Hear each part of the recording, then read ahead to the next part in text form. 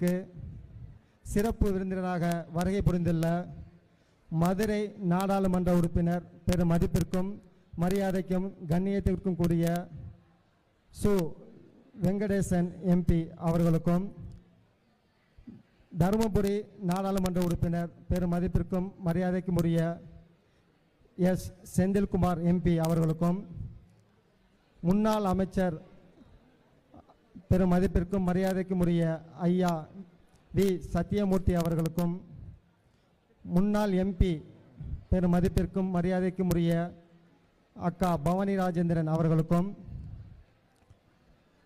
திமுக திராவிட முன்னேற்ற கழகத்தின் மாநில தீர்மான குழு துணைத் தலைவர் பெரும் மதிப்பிற்கும் மரியாதைக்கும் உரிய சூப்பா திவாகர் அவர்களுக்கும், முகமது சதக் கல்வி குழுமத்தின் தலைவர் யூசுப் காக்கா பெரும் மதிப்பிற்கும் மரியாதைக்கும் உரிய ஜனாப் யூசுப் காக்கா அவர்களுக்கும், எஸ்டி கொரியர் குழுமத்தின் தலைவர் பெரும் மதிப்பிற்கும் மரியாதைக்கும் கூடிய ஜனாப் முனைவர் கே அன்சாரி அண்ணன் அவர்களுக்கும், பவர் குழுமத்தின் தலைவர் ஜாகிர் அண்ணன் அவர்களுக்கும் எங்களுடைய நன்றியினை தெரிவித்துக் கொள்கிறோம். மேலும் நான் இந்த உயர்கல்வி திட்டத்தை பற்றி ஒரு 2 நிமிஷம் சொல்ல விரும்புகிறேன். போன வருஷம் இந்த எம்பி அவர்கள் இலவச உயர்கல்வி திட்டம்னு இந்த திட்டத்தை ஆரம்பிக்கிறாங்க. இந்த திட்டத்தில் லாஸ்ட் இயர் எல்லா ஸ்டூடெண்ட்ஸும் கவனிங்க, ஒரு 2 நிமிஷம் தான். இந்த உயர்கல்வி திட்டத்தில் லாஸ்ட் இயர் ஒரு அர்பனேஜ், அதாவது ஒரு அனாதை ஆசிரமத்திலேருந்து ஒரு மனு வருது. அந்த பொண்ணை இந்த இலவச உயர்கல்வி திட்டத்தில் எம்பி அவர்கள் எந்த ஒரு கவுன்சிலிங் இல்லாமல் எதுவுமே எந்த ஒரு இன்டர்வியூவும் இல்லாமல் அந்த பொண்ணை செலக்ட் பண்ணுறாங்க. அந்த பொண்ணு காலேஜில் படிக்குது. அந்த பொண்ணு பேர் காவியா. ஒரு 3 மந்த்ஸுக்கு அப்புறம், ஒரு 3 மாதத்துக்கு அப்புறம் அந்த பொண்ணு காலேஜுக்கு போயிட்டு எங்களுக்கு கால் பண்ணுது. சார், நான் எம்பி நவாஸ்கானி சாரோட அந்த உயர்கல்வி திட்டத்தில் தேர்வாகி படிச்சுட்ருக்கேன், எனக்கு தெரியுதா சார்னா? சொல்லுமா காவியா அப்படின்னு கேட்குறேன். சார், நீங்கள் எனக்கு ஒரு சின்ன உதவி செய்யணும் சார் இருந்துச்சு. என்னம்மா அப்படின்னேன். சார், இந்த கல்லூரியோட சேர்மன் உங்களுக்கு நல்லா பழக்கம் தானே சார்? எம்பி சாருக்கும் உங்களுக்கும் நல்லா பழக்கம் தானேன்றாங்க. ஆமாம்மா, நல்லா பழக்கம் தானே அப்படின்னு. நல்லா பழக்கமாக அந்த சேர்மன் சொல்லுமா அப்படின்றோம். சார், இந்த காலேஜில் ஆக்சுவலி நான் மதியம் சாப்பாடு சாப்பிட்றதுக்காக, சத்துணவு சாப்பாடு சாப்பிட்றதுக்காகவே நான் எங்கள் ஸ்கூலுக்கு போனேன் சார். நைட்டு சாப்பிடுவேன், அந்த சாப்பாட்டை மிச்சம் வச்சு காலையில் கஞ்சியாக குடிப்போம். மதியம் சத்துணவு சாப்பாடு ஒருவேளை சாப்பாடு சாப்பிட்றதுக்காக ஸ்கூலுக்கு போனேன் சார். ஆனால் இந்த கல்லூரியில் காலையில் டிஃபன் போடுறாங்க, இட்லி தோசை போடுறாங்க, நைட்டு சப்பாத்தி போடுறாங்க சார். எங்கள் ஊரில் திருவிழா, அதாவது ஃபங்க்ஷன் மட்டும், தீபாவளி பொங்கல் இருந்தால் மட்டுமே இந்த சப்பாத்திங்கிறத நாங்கள் சாப்பிட்ருக்கோம் சார். அந்த பொண்ணு சொல்லி தான் எனக்கு தெரியும், சப்பாத்திங்கிறது பணக்காரர்கள் மட்டுமே சாப்பிடக்கூடிய உணவு, ஒரு லக்ஸரியஸ் ஃபுட்டுன்னு அந்த பொண்ணு சொல்லி தான் எனக்கு தெரியும். சரிம்மா, என்னம்மாங்க சார், அந்த சாப்பாடுனா வேஸ்ட் ஆகுது சார், கீழே கொட்டுறாங்க சார், தயவு செய்து சேர்மன்ட்ட சொல்லுங்கள் சார்னு. சரிம்மா, நான் பேசுகிறேம்மா காவியா அப்படின்றேன். ஒரு 4 மாதத்துக்கு அப்புறம் அந்த கல்லூரியில் அந்த கால் வருது. சார், எம்பி ஆஃபீஸான்றார். ஆமாம் சொல்லுங்கள் அப்படின்னா. சார், நீங்கள் சேர்த்து விட்ட ஒரு பொண்ணு காவியா, அந்த பொண்ணு கல்லூரியிலேயே முதல் மாணவியாகவும் அண்ணா பல்கலைக்கழகத்தில் 2வது இடமும் பெற்றிருக்கு சார் அந்த பொண்ணு அப்படிங்கிற கால் பண்ணாங்க.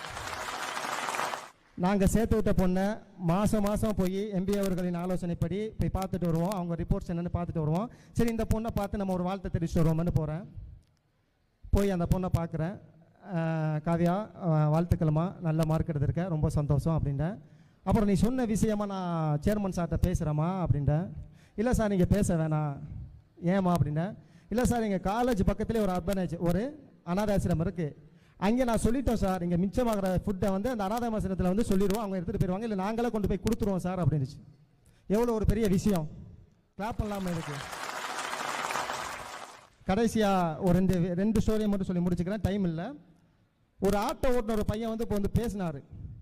எங்கள் அப்பா இரவும் பகலும் பாராமல் ஆட்டோ ஓட்டினாரு.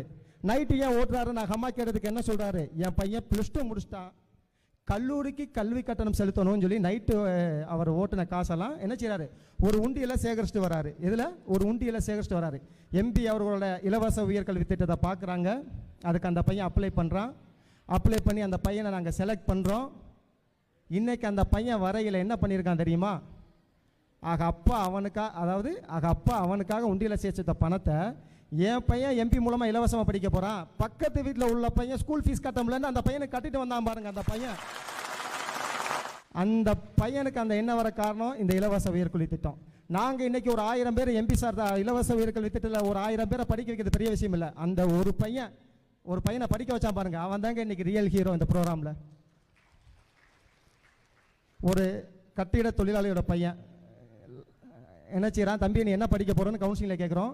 சிவில் இன்ஜினியர் படிக்க போகிறேங்கிறான். ஏன்ப்பா சிவில் இன்ஜினியர் இருக்க போகிறேன் அப்படின்னா, சார் எங்கள் அப்பா வந்து ஒரு கட்டட தொழிலாளி சார், ஒரு சித்தாள் வேலைக்கு போகிறவர், 300 ரூபா சம்பளத்துக்கு போவார் சார். எல்லா கல்லூரி சேர்மன்ஸ் கல்வியாளர்கள்லாம் இருப்பீங்க, இதை கொஞ்சம் கவனிங்க. அந்த பையன் சொன்ன விஷயத்தை கவனிங்க. சித்தாள் வேலைக்கு போவார், ஒரு 300 ரூபா சம்பளத்துக்கு போவார் சார். பக்கத்து வீட்டில் வீடு கட்டுவாங்க, எங்கள் அப்பா 1 கிலோமீட்டர் சுற்றிட்டு வருவார். ஏன் சுற்றிட்டு போறியாப்பான்னு கேட்டால் என்ன சொல்லுவாருண்டா, பக்கத்து வீட்டில் கடன் வாங்கியிருக்கேன்ப்பா, கடன் காசு ஏதாச்சும் கேட்டால் உங்களுக்கு காசுங்கன்னு சொல்லி எங்கள் அப்பா 1 கிலோமீட்டர் சுற்றிட்டு வருவார் சார் அப்படின்னா. வீட்டில் நல்ல வாழைப்பழம் இருக்கும் சார், நல்ல வாழைப்பழத்தை எங்கள் அப்பா சாப்பிட மாட்டார், அழுக வாழைப்பழத்தை சாப்பிட்டு நல்ல வாழைப்பழத்தை எங்களுக்கு கொடுப்பாரு. கேட்டால் அழுக வாழைப்பழம் தான் எனக்கு பிடிக்கும் பாரு. காலையில் 8 மணிக்கு வேலைக்கு போயிட்டு நைட்டு 7 மணிக்கு வருவார். வரையில் எங்களுக்கு மிச்சர் காராச்சா கடலை முட்டை வாங்கிட்டு வருவார் சார். அதை வாங்கிட்டு வரையில் அவர் வேலை பார்த்த அசதி கஷ்டம் மன அழுத்தம் எல்லாம் பறந்து போயிடும் சார். அவருக்காகவே நான் சிவில் இன்ஜினியர் படித்து ஒரு நல்ல இன்ஜினியர் ஆகி நான் கட்ட போய் அந்த வீட்டுக்கு எங்கள் அப்பாவை சூப்பர்வைசரை போட்டு எங்கள் அப்பாவுக்கு ஒரு 50 பேரை வேலை பார்க்க என்ன பாருங்க. அந்த பையன் இந்த இலவச உயர்கல்வி திட்டத்தை படிச்சுக்கிட்டு இருக்கான். இன்னும் ஒன்று லாஸ்ட்டாக ஒரு ஸ்டோரி. ஹோட்டலில் வேலை பார்க்குற ஒரு பையன் வந்து பேசினாப்புல. அந்த பையன் ஹோட்டலில் வேலை பார்த்துனாரு, அருமையாக பேசினாரு, சூப்பராக சப்ளை பண்ணார். தம்பி நல்லா பேசுறியாம்மா, என்னம்மா படிச்சிருக்கேன், +2 மார்க் எவ்வளோ, 420. 420 மார்க் எடுத்து சப்ளை வேலை பார்க்குறியா அப்படின்னா, சார் எங்கள் அப்பா மீன் வியாபாரி, மீன் விற்று வேலையில் இறந்து போயிட்டாரு, எங்கள் வீட்டில் 3 பிள்ளைங்க, நான் வேலைக்கு போனால் சார் குடும்பத்தை காப்பாற்ற முடியும் அப்படிங்கிறாரு. சரி உன்னை ஃப்ரீயாக படிக்க வச்சா படிப்பியா? கண்டிப்பாக நான் படிப்பேன் சார், ஃப்ரீயாக படிக்க வைங்க சார், நான் படிக்கிறேன் தான். உடனே எம்பி சார்ட்ட கூட்டு போய் நிலைமை சொன்ன செலக்ட் பண்ணார்.